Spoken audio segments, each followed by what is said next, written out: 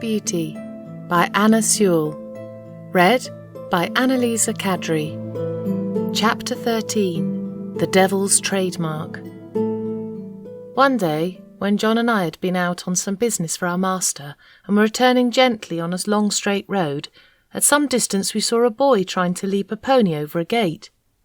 The pony would not take the leap, and the boy cut him with the whip, but he only turned off on one side. He whipped him again, but the pony turned off on the other side. Then the boy got off and gave him a hard thrashing, knocking him about the head. Then he got up again and tried to make him leap the gate, kicking him all the time shamefully, but still the pony refused. When we were nearly at the spot, the pony put down his head, threw up his heels and sent the boy nearly over into the broad quickset hedge, and with the rein dangling from his head, he set off home at a full gallop. John laughed out quite loudly. "Serve him right," he said. "Oh, oh, oh!" cried the boy as he struggled about amongst the thorns. "I say, come and help me out." "Thank ye," said John. "I think you're quite in the right place. And maybe a little scratching will teach you not to leap a pony over a gate that is too high for him." And so with that, John rode off. "It may be," said he to himself, "that young fellow is a liar as well as cruel.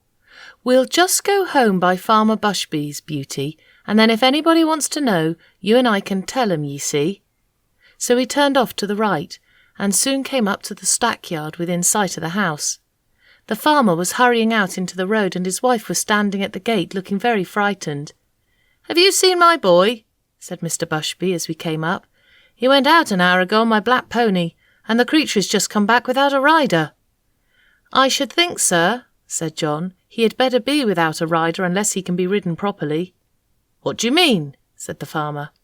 "Well, sir, I saw your son whipping, kicking and knocking that good little pony about shamefully because he would not leap a gate that was too high for him. The pony behaved well, sir, and showed no vice, but at last he just threw up his heels and tipped the young gentleman into the thorn hedge. He wanted me to help him out, but I hope you will excuse me, sir, I did not feel inclined to do so. There are no bones broken, sir, he'll only get a few scratches. I love horses, and it roils me to see them badly used. It is a bad plan to aggravate an animal till he uses his heels. The first time is not always the last." During this time the mother began to cry.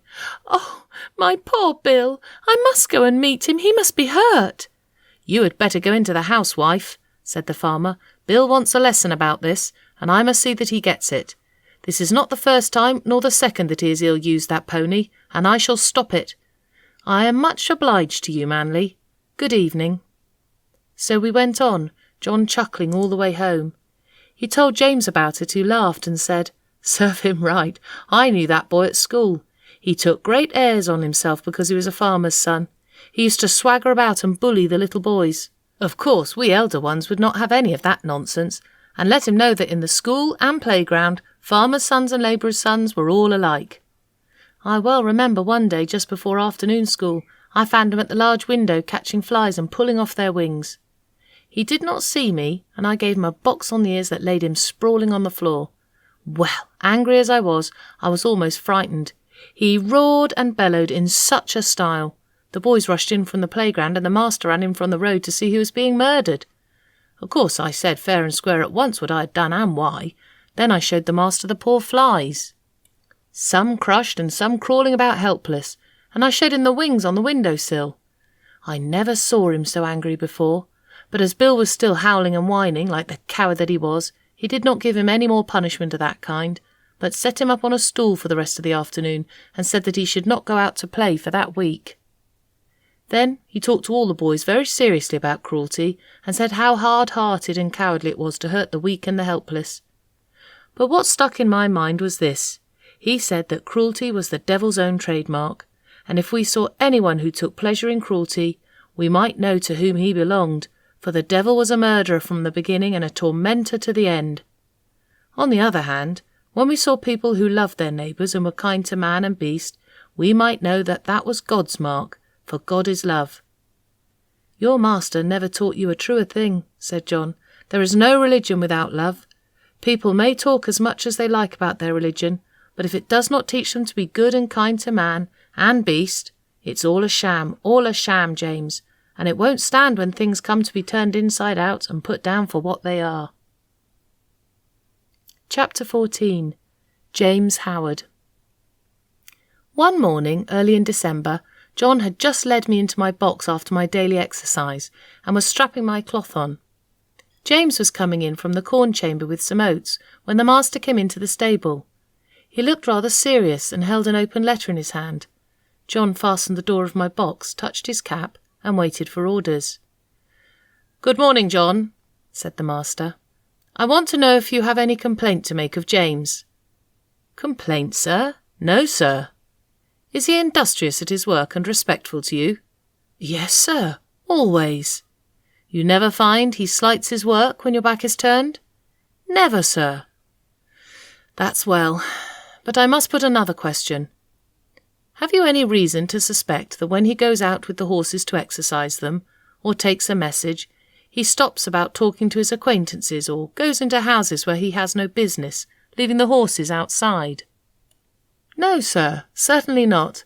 And if anybody has been saying that about James, I don't believe it. And I don't mean to believe it unless I have it fairly proved before witnesses. It's not for me to say who has been trying to take away James's character, but I will say this, sir, that a steadier, smarter, more pleasant, honest young fellow I never had in this stable. I can trust his word, and I can trust his work. He is gentle and clever with the horses, and I would rather have them in his charge than in that of half the young fellows I know in laced hats and liveries. And whoever wants a character of James Howard," said John with a decided jerk of his head, "let them come to John Manley."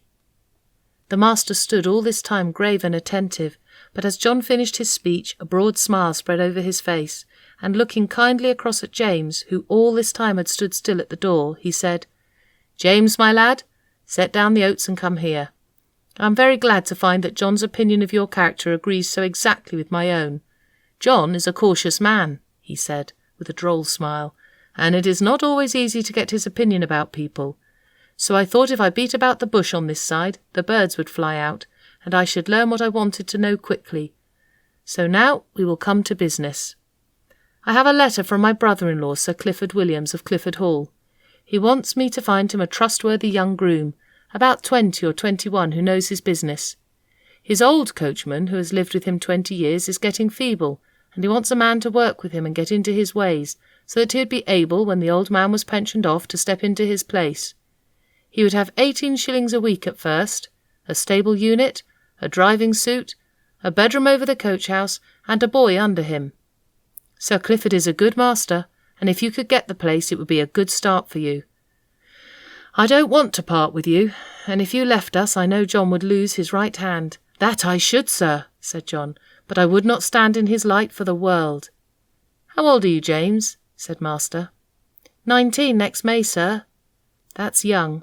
What do you think, John?" "Well, sir, it is young, but he is steady as a man, strong and well grown, and though he has not had much experience in driving, he has a light, firm hand, a quick eye, and is very careful. I am quite sure no horse of his will be ruined for want of having his feet and shoes looked after." "Your word will go furthest, John," said the master, "for Sir Clifford adds a postscript. If I could find a man trained by your John, I should like him better than any others. So, James, lad, think it over. Talk to your mother at dinner time, and then let me know what you wish."